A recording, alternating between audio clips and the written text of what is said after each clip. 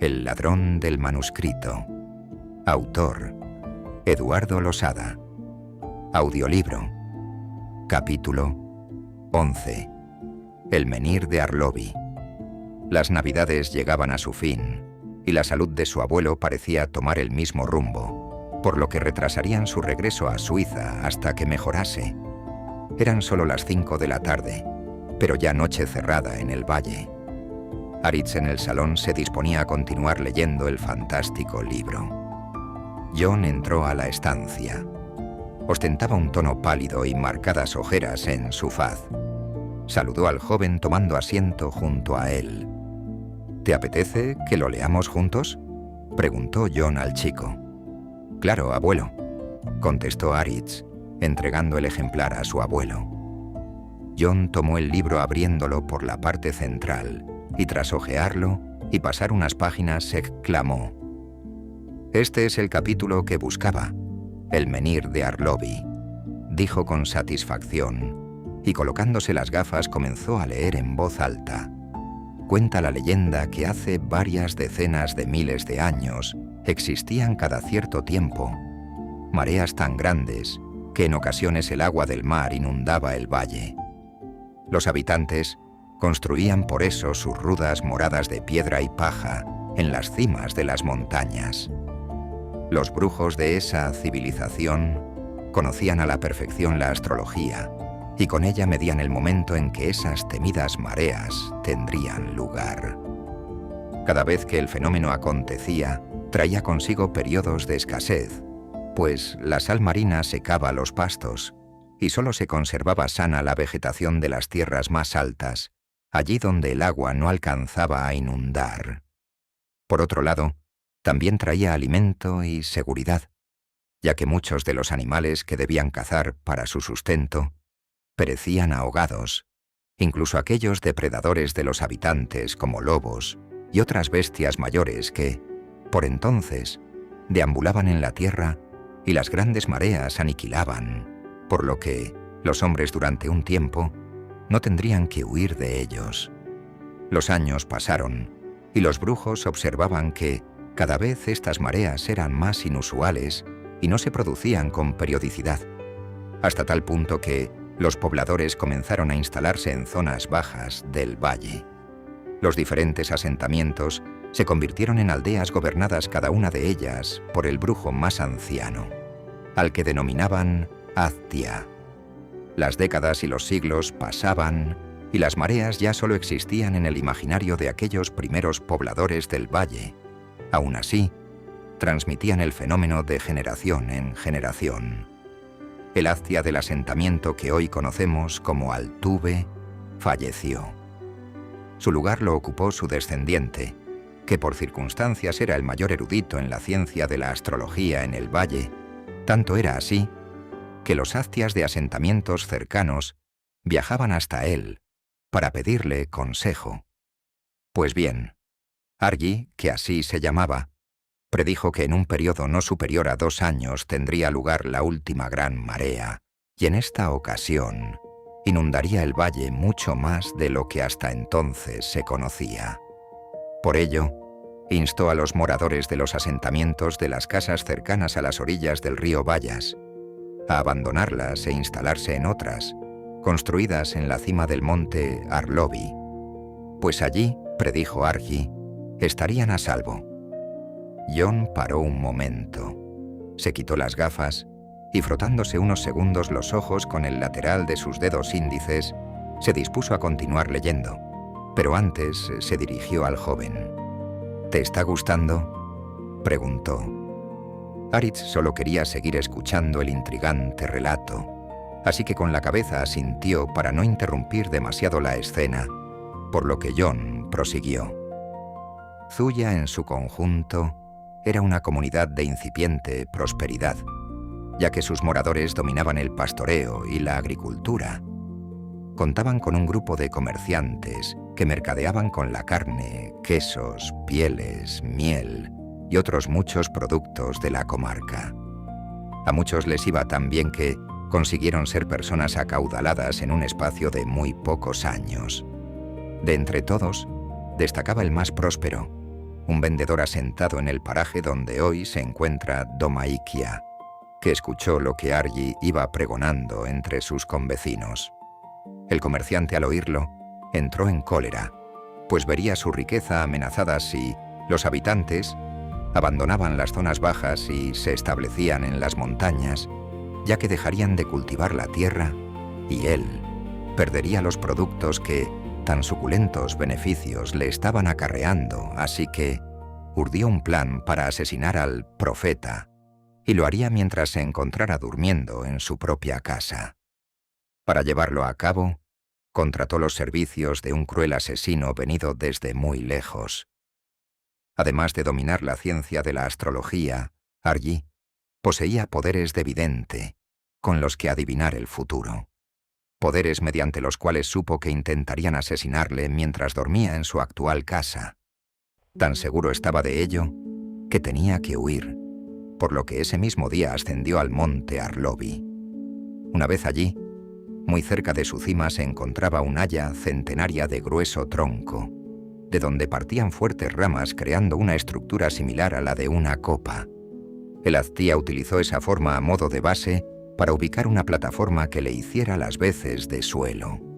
Sobre la misma construyó una cama con ramas y paja donde dormiría, ya que de esa manera pensó que le separaría una altura considerable del suelo y si alguien quería llegar hasta él, debería trepar y se despertaría antes de que el malhechor consiguiera alcanzarle, creyendo que estaría a salvo. El asesino encargado de la vil tropelía era un hombre muy astuto y paciente. Dominaba como nadie el arte del seguimiento sigiloso y el acecho sin ser sorprendido. Nadie conocía la nueva morada de Argy, pero él esperó días enteros oculto en los caminos hasta que, una fatal mañana, le vio transitar por uno de ellos, siguiéndole hasta su improvisado catre.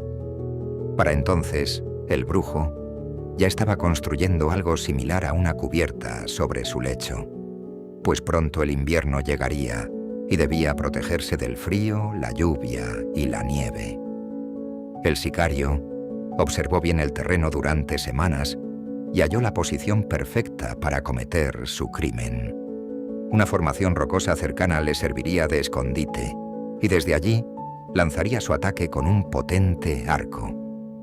Finalmente, una luminosa noche de luna llena, una certera flecha lanzada por el vil asesino atravesó el corazón de Argy. Efectivamente, tal como sus poderes de evidencia habían presagiado, murió mientras dormía. Su cuerpo permaneció allí sin que nadie supiera de lo sucedido, hasta que buitres y otras alimañas lo hicieran desaparecer.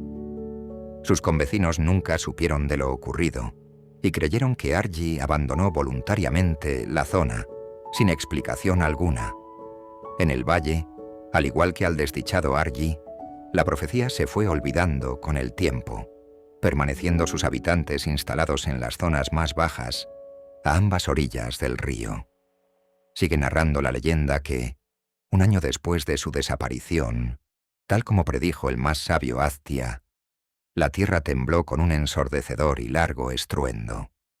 Una gran ola de más de 100 metros de altura llegó desde el mar y sepultó las tierras bajas, sus moradas y a sus moradores, devastando, engullendo e inundando todo lo que encontraba en su camino, deteniéndose su avance justo en la cima del monte Arlovi. Es más, ni tan siquiera llegó el agua a humedecer la base del árbol que había servido de refugio a Argy. El valle quedó yermo y despoblado durante siglos, pereciendo toda vegetación, excepto el tronco cortado de ese viejo haya, que por motivos que nadie sabe explicar, su madera se transformó en piedra. Era como si un poder superior deseara que, con la perpetuidad de su ahora pétrea dureza, quisiera dar fe de aquellos hechos a las civilizaciones venideras, y levantando la mirada del libro lo cerró despacio. ¿Y ese tronco petrificado existe allí, abuelo?, preguntó Aritz con tono impaciente. Claro, allí se encuentra ese monolito de más de 5 metros de altura, muy cerca de la cima del monte Arlovi, contestó John. Aritz Empezó a imaginar la escena y a elucubrar con lo que aquel menhir significaba, pensando guardaría alguna relación con lo que ya conocía. Al día siguiente, Aritz acompañó a Anne a Murgia a realizar algunas compras. Entraron en la carnicería de la localidad, un comercio ubicado junto a la calle principal. En el exterior llamaban la atención el color de su puerta y ventana, pues estaban pintadas de un inusual azul claro. Al acceder, se entraba a un rústico zaguán con un banco de madera del mismo estilo. A la derecha se encontraba la puerta de la carnicería, un local frío, cuya decoración era ajena al paso de los años. Una vez en su interior, hallaron a su dueño sentado en una pequeña silla detrás del mostrador hojeando un periódico. Al verlos, se incorporó.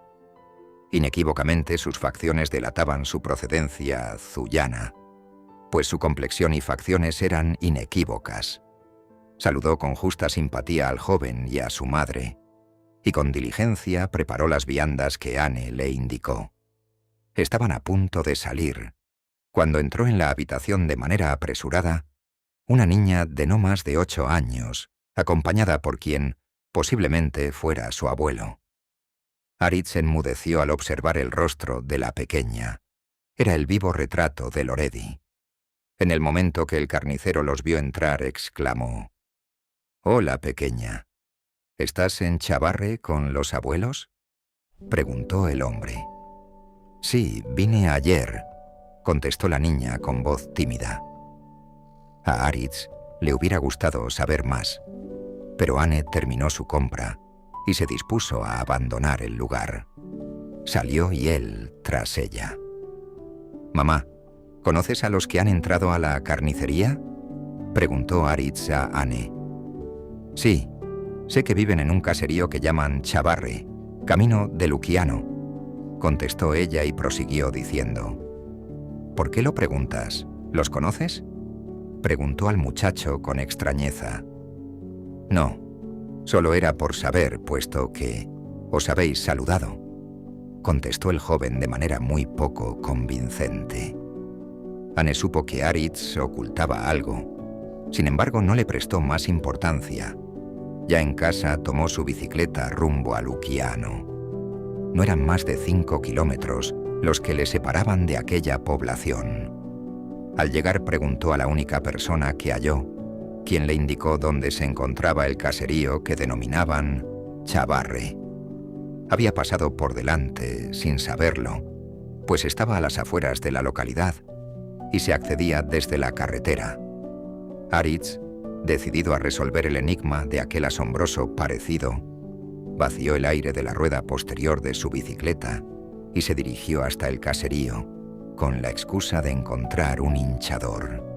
Llamó a la puerta y una anciana la abrió. «¿En qué te puedo ayudar, muchacho?», preguntó a Aritz con gesto amable. Aritz quedó estupefacto con aquella visión. Quizá eran 7 décadas o más las que el paso del tiempo había impreso en la piel y en el cuerpo de su amiga Loredi, ya que supo al instante que era ella, pues a pesar de aquel cabello blanco, la ligera curvatura de su espalda, párpados caídos y rugosa faz, su mirada la delataba. Eran los mismos ojos que vio la primera vez en el cobertizo, con aquel precioso color miel, y entonces un bonito cabello negro. La boca del joven se quedó entreabierta por unos instantes. Sin duda era ella, Loredi. Una mezcla de sentimientos de asombro y euforia recorrieron su cuerpo, como si de la descarga de un rayo se tratara. Pero, cuando la emoción cesó y la razón ocupó su lugar, tomó más fuerza aún otro sentimiento. En esta ocasión, era de decepción, pues ahora había demasiadas preguntas sin respuesta. Si de verdad era Loredi, ¿qué hacía con más de 80 años? Jamás podría compartir su juventud con ella. Para él, tan solo habían pasado unos días y, para ella, 7 décadas. El joven fue a Chavarre en busca de respuestas y, en parte, las halló, pero el resultado que obtuvo fue mucho más inquietante que sus preguntas. Es bueno en la vida hacer preguntas, aunque en ocasiones nos hubiera encantado no conocer nunca la respuesta.